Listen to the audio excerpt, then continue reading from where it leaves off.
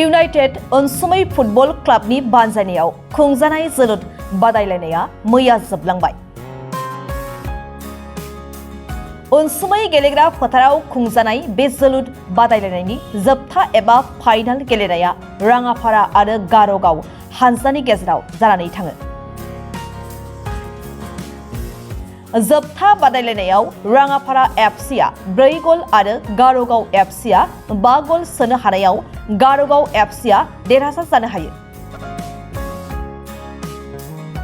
जोबथा बादायलायनाय हाबाफारियाव आलासि महरै बाहागो लाफैयो आसामनि केबिनेट मन्त्रि अशोक सिंघल, सनितपुर जिल्ला एबसुनि आफादगिरि जित स्वर्गियारि आरो ओनसोलनि मेलेमजिबि बिथांमोनहा आलासि महरै बाहागो लाफैनो हायो।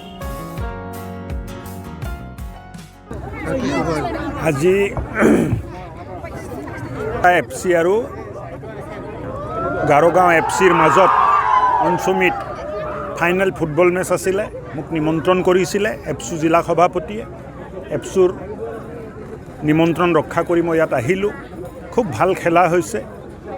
এই খেলুৱৈক অলপ যদি কোচিং আমি দিওঁ, অলপ যদি আমি এনকাৰেজ কৰোঁ, মই ভাবোঁ যে তেখেতসকলে ভাল খেলুৱৈ হ'ব পাৰিব। মই আছোঁ ৰাইজৰ দুখে সুখে মই আছোঁ। মইতো ক'লোঁ নহয় ভাষণত, এই অঞ্চলৰ ৰাইজৰ দুখে সুখে মই সদায় লগত থাকিম। সুখবৰ ডেইলি আহিয়ে আছে। ৰেচন কাৰ্ড দিলোঁ, ইয়াৰ পিছত আমি অৰুণোদয় দিম। বাকীখিনি যিখিনি কাম অধৰুৱা হৈ আছে এইখিনিও লাহে লাহে আমি সম্পূৰ্ণ কৰিম। बादायलायनाय बेयो दिनै फाइनाल जानानै थांबाय। दा बेवहाय गार'गाव भार्सेस राङापारा एफसीमोन। दा बेवहाय गार'गाव देरहानो हाबाय। दा दिनै अनसुमै एफसीनि जि दैदेननायाव नैबे अनसुमै बे ओनसोलाव कैलाजुलि ओनसोलाव जे खुब गाजा गोमजायैनो बेहाय थानाय लाइमोन बिथांमोना गोबां रोंगौथि दङ, नाथाय बिथांमोननि रोंगौथिखौ दिन्थिनांगौनि थाखाय जागा बा मोनसे प्लेटफर्म जिहेतु गैया हिसाबै दा बेखौ नोजोर होनानै अनसुमै एफसी क्लाबा बेखौ बाहागो लानायाव आङो सनितपुर जिल्ला दुलाराय बर' फरायसा आफादनिफ्राय जानानै बिथांमोननिसिम गोसो गोरबोनिफ्राय साबायखर बावनाय थादों।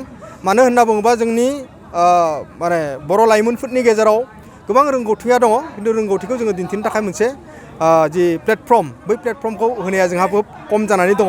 दा बेखौनो नोजोर होनानै दुलाराय बर' फरायसा आफादा आन्डार 13 फुटबल टुर्नामेन्ट जि जों बेहाय खुङो, दा बेखौनो दिनै 3थि खेब जिहेतु जोंहा जालांबाय।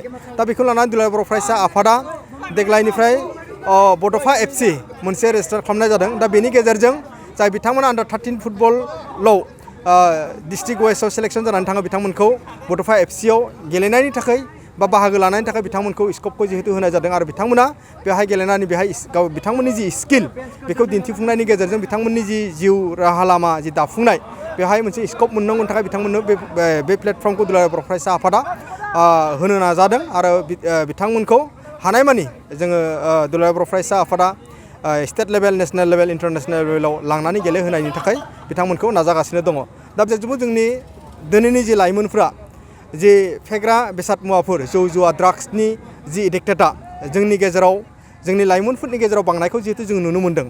दा गेलेनायनि गेजेरजों बैफोर गाज्रि बेसाद मुवाफोरखौ बावगोमालांनो हानायनिबो मोनसे राहा लामा। दा बेनिखायनो समाज बेबस्थाखौ जोङो मोजां खालामनांगोनब्ला, समाजखौ जुदि जों मोनसे रोंखा राखा खालामनांगोनब्ला, बर' हारिखौ जुदि जोङो गेरेमसा हारि जुदि दाफुंनांगोनब्ला, बेबायदिनो अनसुमै एफसी इउनाइटेडआ जेरैबायदि मोनसे एफसी दानानै जेरैबायदि मोनसे माने जोलुर बादायलायनायनि जि मोनसे खेल होदों, बेबायदिनो गुबुन गुबुन ओनसोलाव थानाय गुबुन गुबुन लाइमोन बिथांमोनाबो बेबायदि बिबान लानानै रेसपन्सिबिलिटि लानानै जाहाथे बर' लाइमोनफोरखौ, बर' हारिखौ गोजौ थाखोआव जौगाहोनायनि थाखाय जाहाथे बयबो बिबान लायो। आं बेखौ सनितपुर जिल्ला दुलाराय बर' फरायसा आफादनिफ्राय जानानै बिथांमोनखौ गोजोन हामलायथि बावनायजों लोगोसे आं बेखिनिखौ खावलायो। साबायखर सान, मानो होनबा दिनै फाइनेल मेचआव जोबोद मोजाङैनो मोजां जाना थांबाय।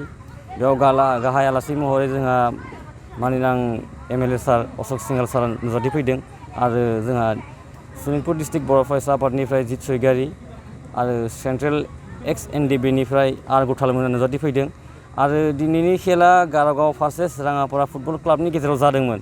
बिराद मोजाङानो जादों। दिनै ट्राइब्रेगारावसिम सहैनानै माने मोननैबो टीमा मोजाङैनो गेलेनायखौ दिन्थिफुंसारदों आरो दिनै आरो ओनसोलनि रायजोफोरा गासैबो फैनानै लैहोर फैनानै जोंखौ मदद होफैनायनि थाखाय जों इउनाइटेड अनसुमै एफसीनि जानानै रोजा रोजा साबायखर थाबाय आरो बेखिनियावनो नोंथांमोन गासैबो बर' रादाब नायगिरि एबा खौरांगिरिफोरखौबो जों इउनाइटेड अनसुमै एफसीनि जानानै रोजा रोजा साबायखर हरनाय थाबाय।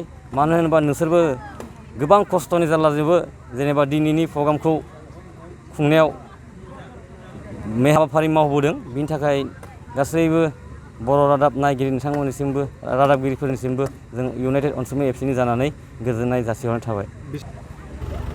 जोङो बिखेखকৈ ओनसोलनि उन्दै उन्दै लाइमोनफोरखौ लानानै बे इउनाइटेड अनसुमै एफसिआ दा भिलेज फुटबल टुर्नामेन्टखौ खुङो। मानो होनबा जोंनि दा जाखांफुनाय गथ'फ्रा जाहाथे ड्राग्स गान्जानि खाथियाव दा थांसै। मानो होनबा जोंनि बे ओनसोलाव गोबां गथ'फ्रानो गोग्लैसोनानै दं।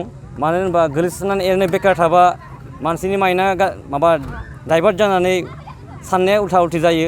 बेनिखायनो जों इउनाइटेड अनसुमै एफसिआ गेलेनायनि गेजेरजों बिसोरनि माइन्डखौ फ्रेस खालामनानै गोग्गो समाज एबा गोग्गो मा होनो बेखौ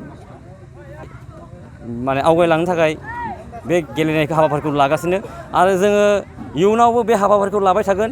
दायो जोङो इउनाइटेड अनसुमै एफसिआ दा मेट्रिक एग्जामनि खाथियाव गासैबो मेट्रिक लिरग्रा जाय केन्डिडेट बिथांखौ नोजोर बोनानै जों न' हाबनानैबो सं लायो। सोर मावदों, सोर फरायदों, सोर फरायाखै। जों आरो समाजनि बिराद मोजां खामानि मावबोदों। आरो जेसेबांखिनि हायो जों गेलेनायजों नङा गासैबो बिथिङावनो जों इउनाइटेड अनसुमैया समाजनि मोजांनि थाखाय खामानि मावबोगोन।